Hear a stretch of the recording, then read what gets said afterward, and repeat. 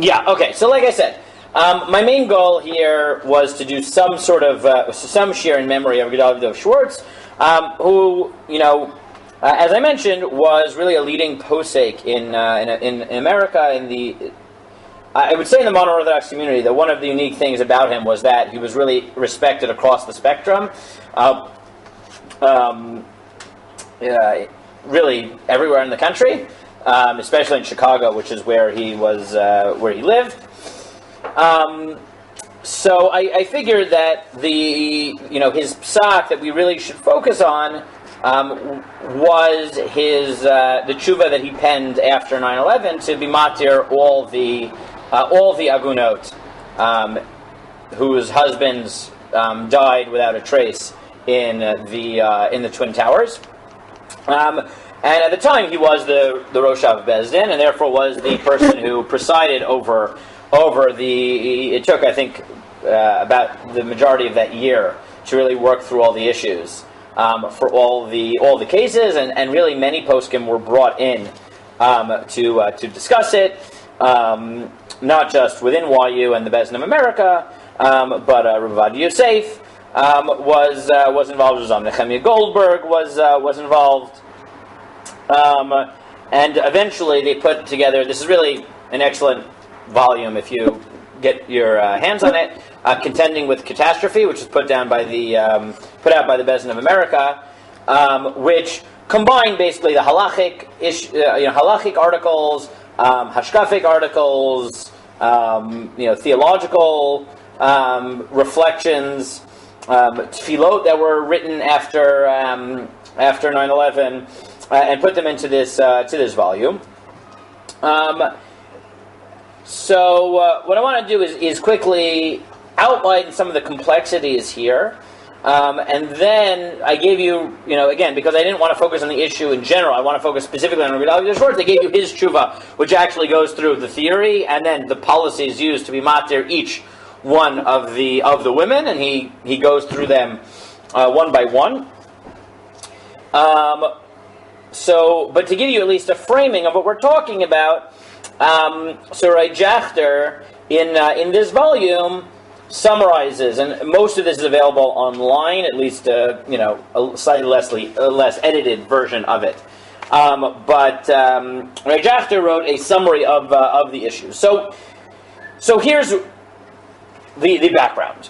The word aguna, classically in halachic literature, does not mean what it has come to mean in modern culture as much, right? Meaning people now talk about aguna, what they normally mean is, they're usually talking about modern aguna, meaning women whose husbands have refused to give them a get, which is a very important topic, but not this topic. The classic aguna, which is what this really is a woman whose husband disappears and they're not sure if he's dead.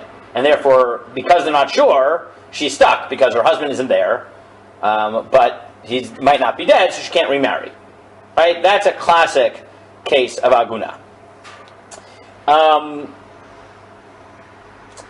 And the reason that it's so difficult in this direction is because men marrying two wives is a violation of cherem derem and gershom, and therefore, were the opposite to happen, it would be problematic. But there are easier solutions, whereas a woman can't marry two husbands. So if her husband is alive, then she can't remarry. Yeah. What expired? So whatever the cherem derem gershom is, without getting into it, whatever it is, it's clearly not daraisa. It's a cherem, which sure maybe it technically expired, but whatever it is, right? We treat it as if it's still in place, but it's still only a violation of that, and therefore, if the opposite happens, it's much easier halachically to deal with the problem because you're just contending with cherem derem gershom or the continuation of cherem derem gershom or whatever. So the classic sugya for this is the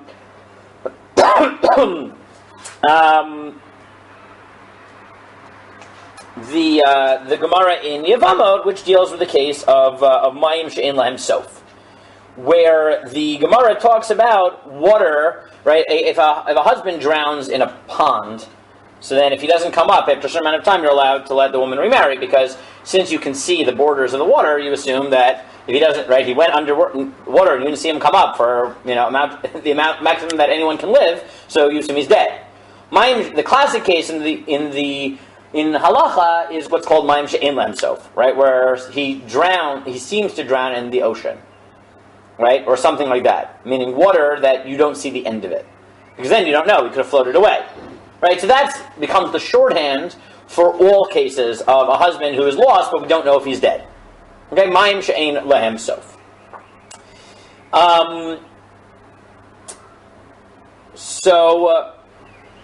In that case, the Gemara says the woman can't remarry. And that's the sugya that everyone wants to understand. Okay? But here's the problem.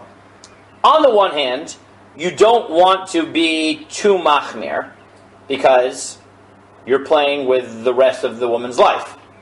But you don't want it to be too makil because you're dealing with Eshet Ish.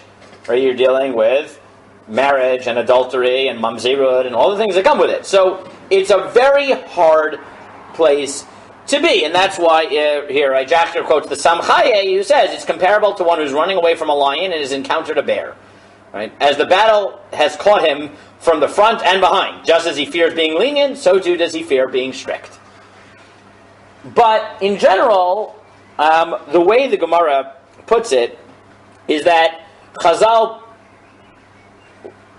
put several levels of chumrah on in order to enable you to be mekel when necessary.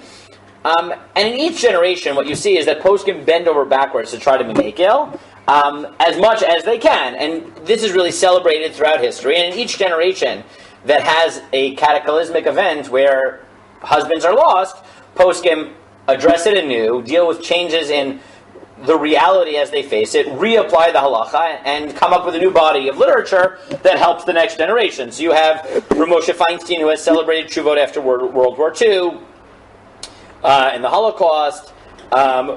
Rabbi Yitzchak Levi Herzog, who was the first chief rabbi of Israel, Ashkenazi chief rabbi of Israel, dealt with the Agunot after the Milchemet Ha'atzmaut in 48. Ravaji Yosef was the primary posek dealing with the Yom Kippur War, etc.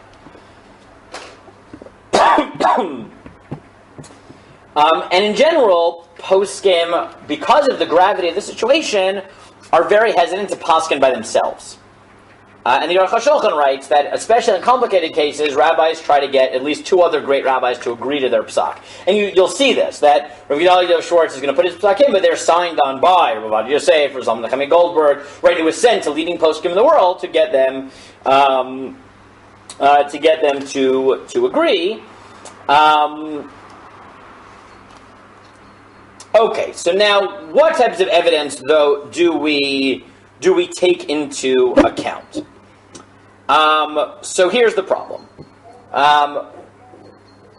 We would really like testimony, but testimony could get complicated because it could be that the only testimony, either you have no testimony at all, right, or the testimony you have is from people who are pasul edut, right? Like a lot of the people, they're, maybe their coworkers are them, their coworkers not Jewish, right? So they can't really be edim. So that you have to figure out how to deal with that, and also.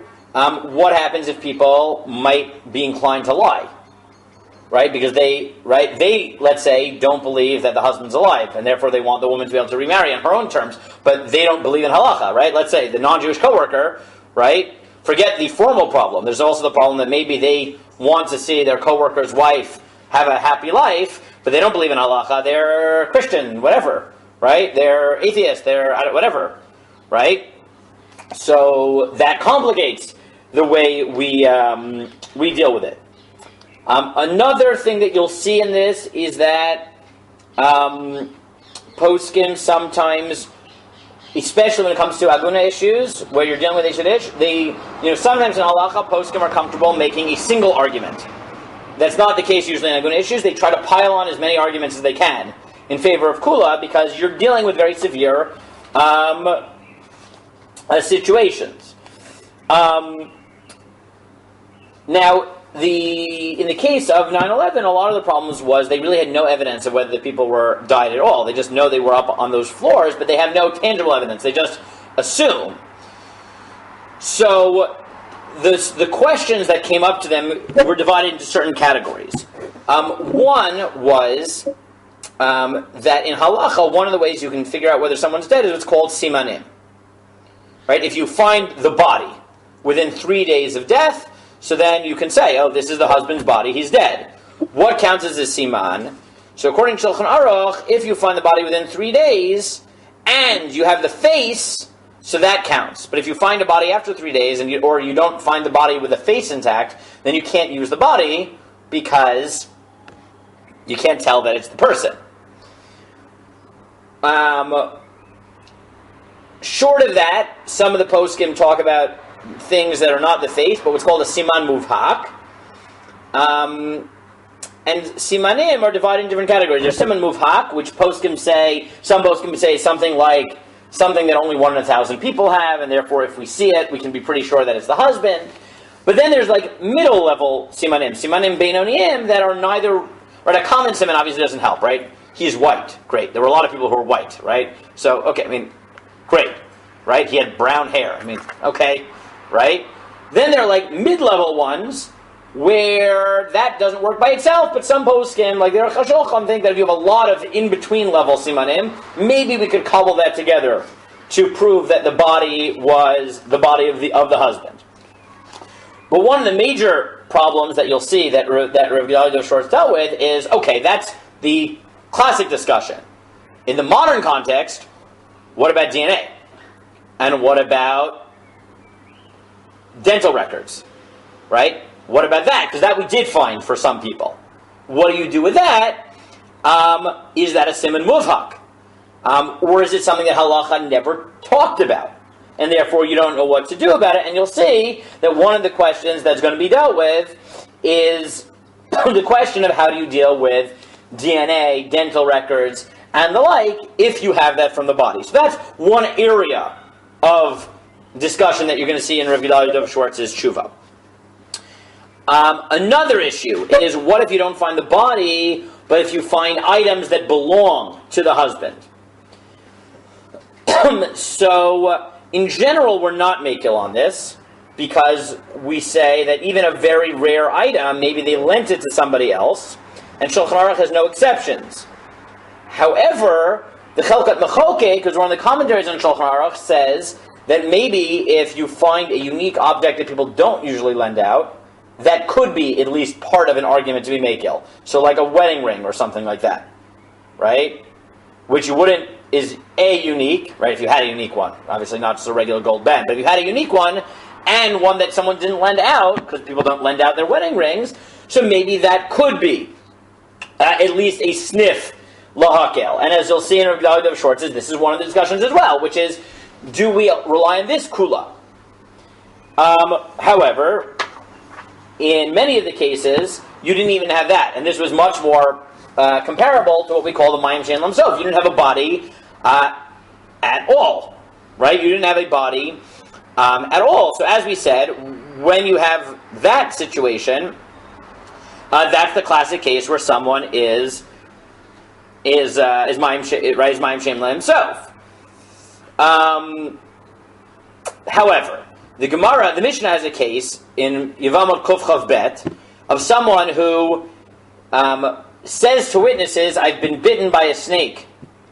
Where there's no cure to the venom, I'm dying.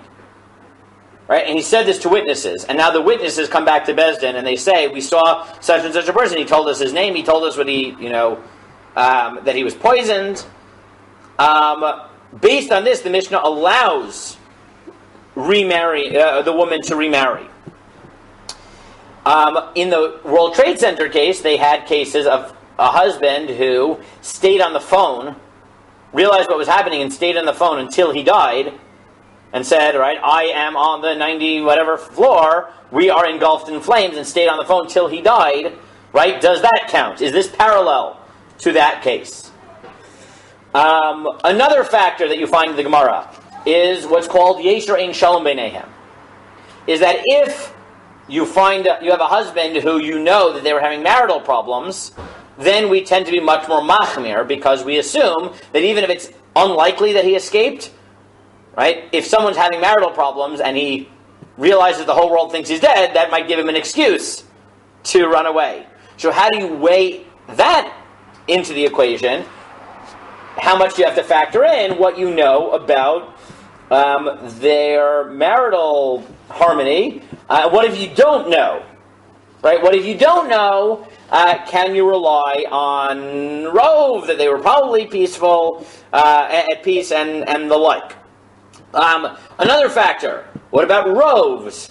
Right? What if you know they were on the 93rd floor, and on balance they probably died? You know that for sure, but most people died if they were above the point of impact. Can you rely on a Rove like that? Right? A very likely scenario. That was another factor that was brought in.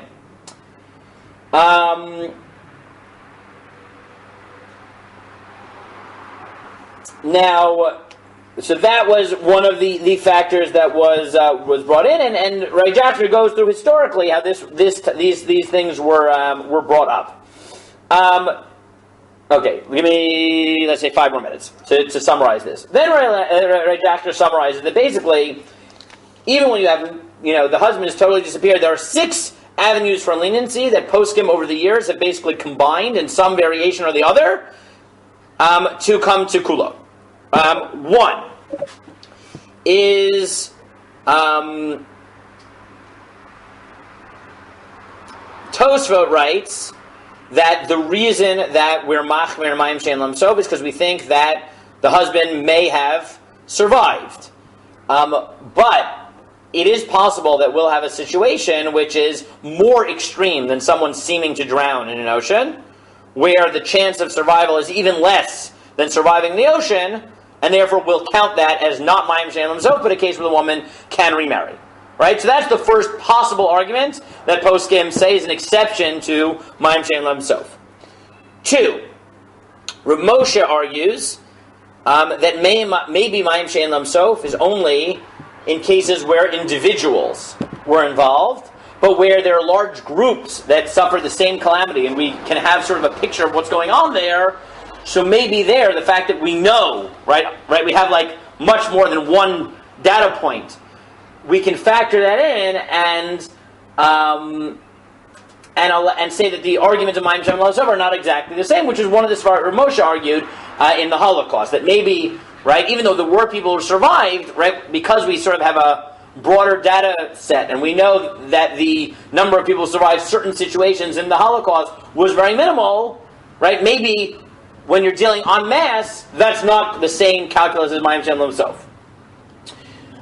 Third is that some poskim argued that mayim shein lam sof you can be mekel if there's trei rube, 2 factors that push in the direction that the husband has died. So, for example, Rav Chaim of Volozhin was asked about a man who fell from a tall bridge onto ice and then fell into the water. So there, Rav Chaim of Volozhin said it was fine, because it's not just that he fell into the water, right? It's most people who fall into the ocean die. And most people who fall from the top of a bridge die. So you saw the person fall off the bridge and then fall into the water, so either one of those by themselves wouldn't have been enough, but seeing the guy fall into the ice and then fall into the water, combined is enough to override mayim shein lam sof. Right? So that's another leniency. Not everyone agrees. The Teshuva notes that a lot of people don't agree to this, but some poskim do accept this argument. And as you'll see, several of the poskim did in fact invoke it in the 9/11 cases. The 4th kula. This is one of the one that I've actually written about the most extensively. I wrote an article about this a while ago. It basically goes like the following. In the time of the Gemara, there wasn't good communication. And therefore, part of the reason that you couldn't be makil was that it could be that the person floated to the other side of the ocean and lived on some, far-off island, living fully in society, just can't get back. But throughout the generations, poskim have suggested variations on the following theme, which is, maybe in a world of mass communication, you can add to the fact that most people who fall into the ocean and, seem to have drowned, actually drowned, the fact that most people who would make it to the other side would be able to contact, and would contact their wife. And the fact that they didn't pushes in the direction they're actually dead. And this is an interesting one, because you actually see that in each generation, the Gemara already suggests something like this, but rejects it. Rav Ashi says that if a Talmid Chacham falls into the ocean, you can let his wife remarry because Talmidei Chachamim were like the celebrities, so if he showed up in some far-off land, the news would get back to you. The Gemara rejects this. But many poskim felt that the Gemara didn't reject it on principle. They only rejected it practically. They said, maybe not. But, starting with the Truma Nadeshin, he said, but that was only true in the time of the Gemara, but now travel and communication is better. So maybe nowadays we would accept that argument. And then later poskim, once the trains became popular, or the Chassam Sofer, once the postal services were set up, said, well, maybe 500 years ago we didn't accept this argument, but nowadays we do. And then Reb Moshe said, well, yeah, maybe in the time of Chassam Sofer you didn't accept it, but phones are better. And Rav Ovadia Yosef in the World Trade Center said, well, once you have cell phones, right, the argument gets even stronger, right? Most poskim won't rely on this alone, right? But it's a fourth sniff lahakel that they brought into discussion. The fifth is from Elazar of Verdun, who says that maybe the Isra of Mayim Shem Lo Sof is not forever.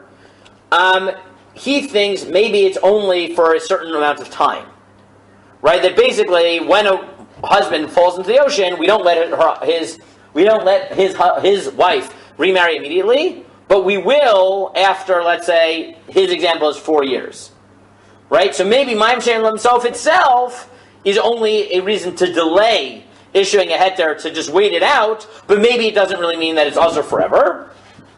Again, not everybody agrees to this, but some poskim did. The sixth, and as you'll see, some of the poskim suggested waiting a year to let the wives remarry, to sort of play on this heter. And the sixth avenue of leniency from the Shvus Yaakov is that maybe the Isser of marrying, of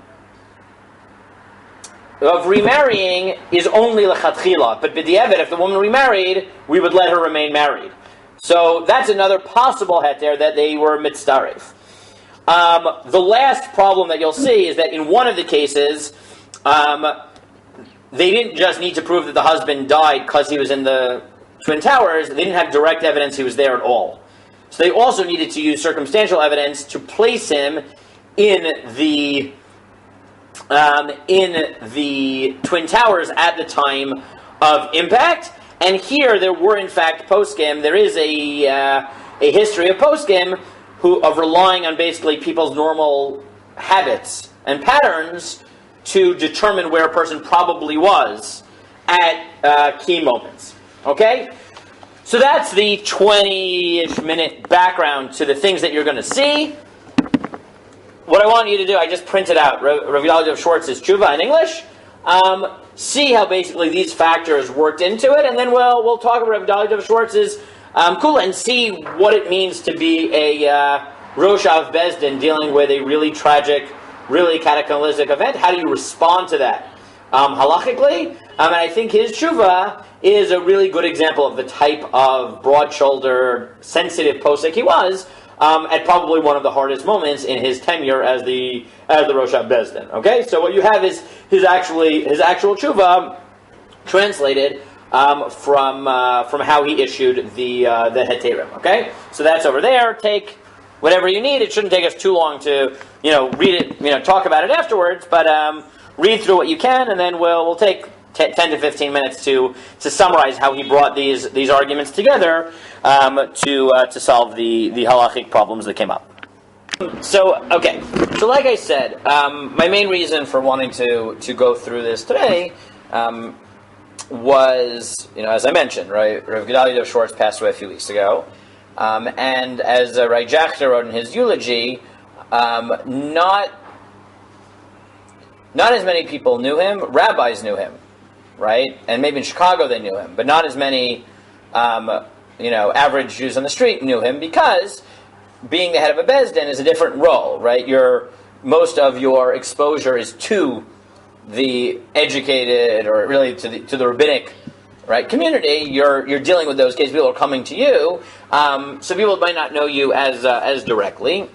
So sometimes seeing his influence is a little bit harder, but he really was the driving force behind the Beis Din for decades. And he was known for being a brave posek and being a posek who was confident enough to deal with the complicated shailas. And as I said, one of where his greatness shone through was arguably most was in this most complicated case when the Beis Din was faced with the I believe it was 17 women in the end, though, right? The Teshuva only deals with the most complicated cases by the end. And what I think you see as you go through it is really pretty classic of what you find in shuvot of this sort, which is an attempt to muster as much knowledge as you can to pile on as many arguments in favor of kula as possible, and to be as makel as possible, but not more than that. But really to be as makel as possible. And you need a posek who's both confident and sensitive and willing to put himself out on a limb in order to do that. And that's really what you see. So this is his tshuva translated. As you see at the footnote here, it was originally published in Hebrew in Hadarom, and then translated into English. So as he writes, I'll make just one more point. Many poskim have noted that when it comes to shilas like this, part of what motivates a posek to be makil is his sort of gut conclusion, his gut intuition that the husband really is probably dead. Meaning, if he had an intuition the husband wasn't dead, then you're not going to look for kulot because you have a substantive reason. The reason that poskim, besides for the impact on the woman's life, poskim tend to be willing to be more makil when they think that what's really holding this woman back from remarrying is the technicalities around the sugya, but they intuitively think that the husband is probably dead. And that's really, in many ways what was going on here, where you had these husbands who were probably in the upper floors of the Twin Towers at the time of attack. And there's proof in general, as he writes, that they were in the building and there during the time of attack, and now you need to prove it halachically. So his paradigm first is not quite the sugya of Mayim Shein himself, but the similar sugya which is there in Yevamot as well, which is the case of a person who falls into a furnace, where we say that if someone falls into a furnace, we can testify that he died, and similarly, if he falls into a cauldron of boiling wine or oil, we can testify that he died. And he notes that the Ber Hitev's qualification of this is what? If it's the type of fire that he probably couldn't escape from. Right? Not a shallow fire. So that's his first conceptual move, is to basically view the fireball that the upper floors of the Twin Towers turned into, which in the North Tower was the 93rd floor and above, as a fire that people couldn't get out of. And again, you see that so much of this is about Metzius, where he has to say that this is what they know, that the stairwells, the elevators was too hot, they were consumed, and even the firefighters couldn't reach it and ended up being killed in the collapse. I mean, no one got in, no one got out of those floors. Now, the problem is he wants to distinguish it from what case? And this is a lot of what you get in Aguna Cases, where you have to distinguish it from cases where people were machmir and say, this is different. So he has a case in the Nod Yehuda, which sounds like you should be machmir. And that was the case of what? A man who went to the top of a roof during a great fire, and that was all you knew about him. And then you just had bones, and no one knew if they were the bones of the person. So some Talmidei Chachamim, the Chachamei Brod, had permitted the wife, and it said Kanim Sakan Haya, that if the husband had been there, so they're probably his. But the Noda B'Yehuda argued because there were people trying to save the people on top of the house, and therefore it could be someone else. So Rav Gedalia Dov Schwartz argues that this can't be that case, right? This is not like that case, and it's more similar to someone who falls into a fire because the Noda B'Yehuda was machmir because there might have been people who came to save, except we know that no one accessed those floors to save them, and therefore there's no reason to assume that it's someone else's body. Right? That's his first conceptual move. He then moves to the Otzar HaPoskim, arguing that the fiery furnace case was expanded by many poskim to discuss similar cases, like a ship which caught fire while a man was tied up in chains, where the Rachash Gatinav argued that even though they didn't see that he died, that is the functional equivalent. We knew he was tied up in a boat that was consumed by fire, and his death was almost definitely immediate, so they equated it. And he says, so once you see that the poskim expand the category, we can conclude that there are cases that will view it as someone burning up, even though we didn't actually see him die. He says that the case of the person being tied up is similar to the North Tower, where from the 93rd floor and above, where the plane hit, we know that nobody could get out. So that's the first sniff, right? That's the first argument he makes in direction of Kula. His second is it might not only be fire, but it might be an avalanche. And the Gemara in Yevamot Kuf Yudaled, Nifsak and Shulchan Aruch, so he says there, a woman who says her husband died in an avalanche is not believed. So maybe you would think that would push you l'chumra, to say the woman can't get remarried. But Rav Gedalia Dov Schwartz negates that argument, because he says, no, the problem there is that we're worried that the woman doesn't actually know what happened because she was running away from the avalanche. So she just assumes her husband got caught. But she couldn't have seen it directly. At least that's how Rashi takes it, that it's a case of estimation, a case of assumptions. And therefore, Rav Kook argued that someone who died in war during the collapse of a mountain which fell on him, or due an explosion, you would accept it because there isn't the fear that maybe the wife is just assuming it.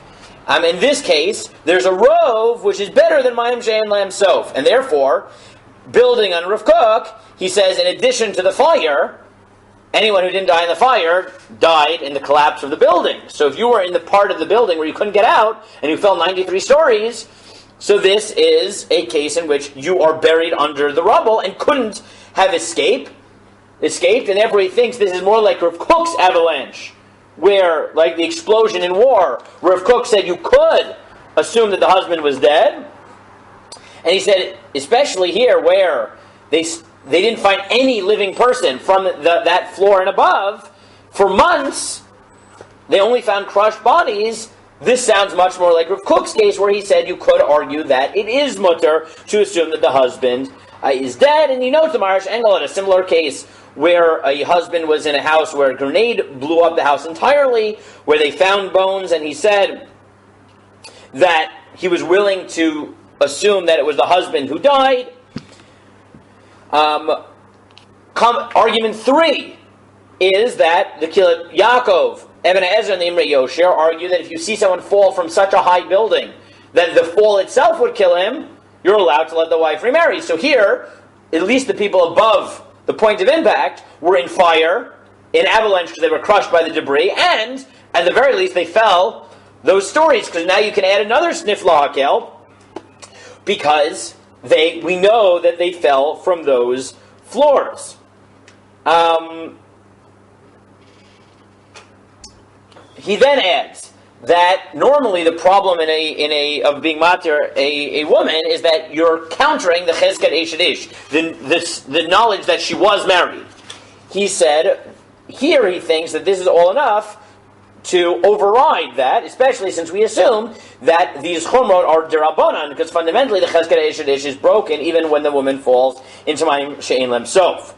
So based on just those arguments, he was making, and this is what you see, right? it's not just the theory. Then you have to go through the painful detail of applying it to each case, each of which has its own specific. So he has the case of JS, right, where he has an individual who worked on the 87th floor of the South Tower, where there were 14 people who worked in his office. 7 survived, 7 didn't. The 7 who survived didn't show up for work. The people who showed up for work all died. How do they know he was on that floor? So in that case, his wife called him. There was no answer. But another woman who was missing, who was in the office, called her mother and it said that she was present with this husband on that floor. So that already was enough for Gedalia Dov Schwartz to say he was probably there. But then you add that. So remember we talked about simanim? So they found what they think is part of his body. They found his wallet with ID cards, which, as we saw, is at least a siman beimani, maybe a siman mufak, which according to many poskim is enough. And therefore we can add that to the fact that he was probably on that floor. And therefore he says he can be makil because A, it's like a fiery furnace, B, it's like being buried under an avalanche, and as we saw, many poskim are willing to be makil on simanim of things that you don't normally lend out, hence his wallet. The woman therefore can remarry, though she actually has to perform chalitza, because in that case she died without children. So she had to do chalitza with the brother-in-law. I'll leave the Katlanit case on the side. Then another thing that he adds to this is, as we said, one of the ways to make it is simanim. So in the case of what he calls the case of EL, so there they found dental records, which he argues based on Movadia is considered a siman muvhak, and therefore he's willing to be makil there. In the case of TB and his wife, so there he actually talked to his wife and said that he was in the northern tower, though he had said that everything was going to be okay. But we knew from the phone call that he had stayed there in order to help save people. And in the south tower, the crash was between the 78th and 84th floors, and he was on the 85th. And therefore, since we know he was there trying to save people, that is one of the reasons. And then he takes as a given, like many modern poskim, that DNA is considered siman muvak, and they found a piece of his thigh bone. And since the chance of messing up the DNA evidence is very low, so then he said you can combine that and bury the bone, because you assume it's him. And here it's combination of the fiery furnace argument, the avalanche argument, the great height argument, plus the siman muvak of the DNA. In this case, the woman was pregnant, so she did not have to do chalitza, which probably makes it worse, but that was the case. The next case is similar. The person was on the 104th floor. The next case of WG as well. The reason you knew he was there is because he had phoned his wife and a friend had phoned him and said he was there. So he was willing to, so he was makil there. The more complicated case was the case of what he calls MG. Because there, they didn't know whether the husband had made it to work. So this made it much more complicated. So here, he hadn't phoned home. We didn't know for sure. We had no positive information that he went to work. So how do we know he's at the North Tower? This is a much harder case. So here, what he said was he's willing to combine the following snifim lahakel. One is the Dvar Yoshua had a case of in 1950, where a husband disappeared, had been seen in Tel Aviv going to the central bus station on his way to Ramat Yitzchak, and the bus was blown up by terrorists. Right? Ehrenberg quotes a Mabit who says that you're allowed to be mitzaref the argument that a person who leaves a certain place is headed home but doesn't arrive and no one's heard from him, you can say he's likely dead. And therefore was willing to say that this husband was known to have been going in that direction, probably on this bus.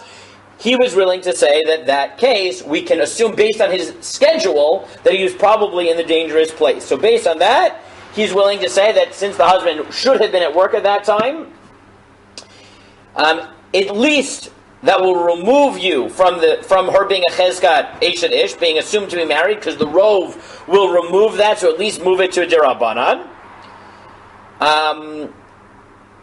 Second svara is that there was peace amongst them, so we assume that the husband wasn't trying to escape home.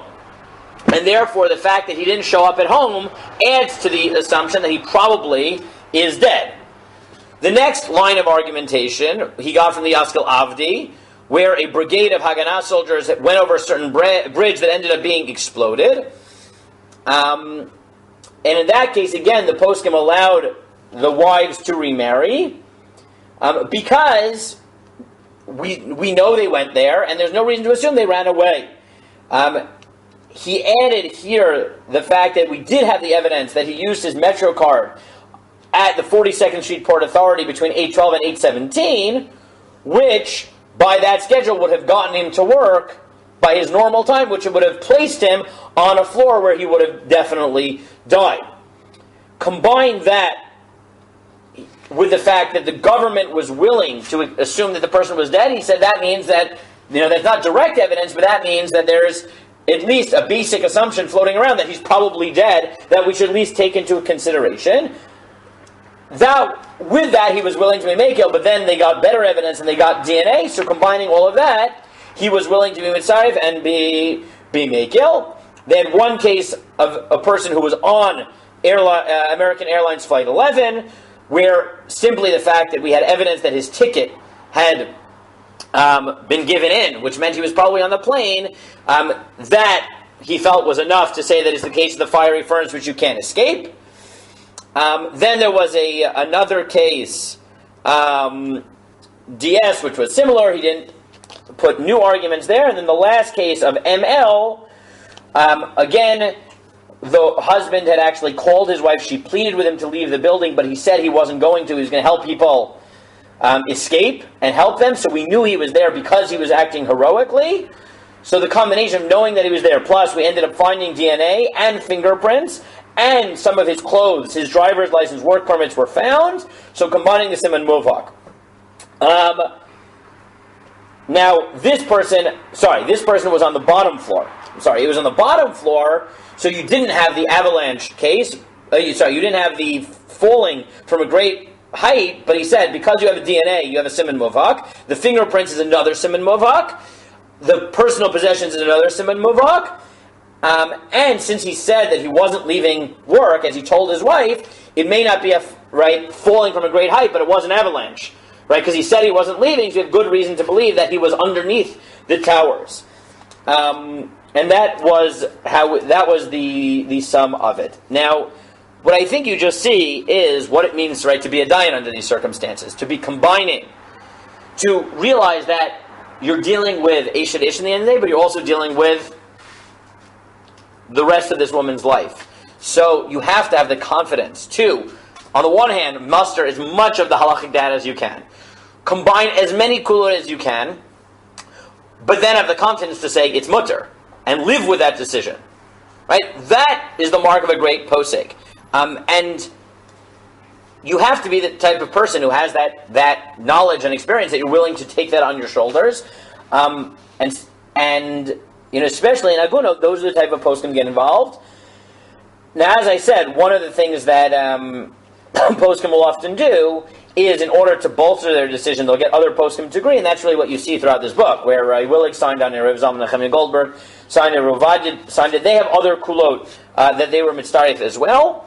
But I think this was just at least a window into what it means to be a important Rosh HaBezdin through the eyes of one of Rav Schwartz's really hardest cases, where you see the type of argument, and this is very different, I think you'll notice, than a lot of the other shiurim, right? The way that a psak in an Aguna case works is very, very different. It's a lot of, combining arguments and combining mitzius and really getting into nitty-gritty, but that's what it means to be a posek on an Aguna case, especially a complicated one like this.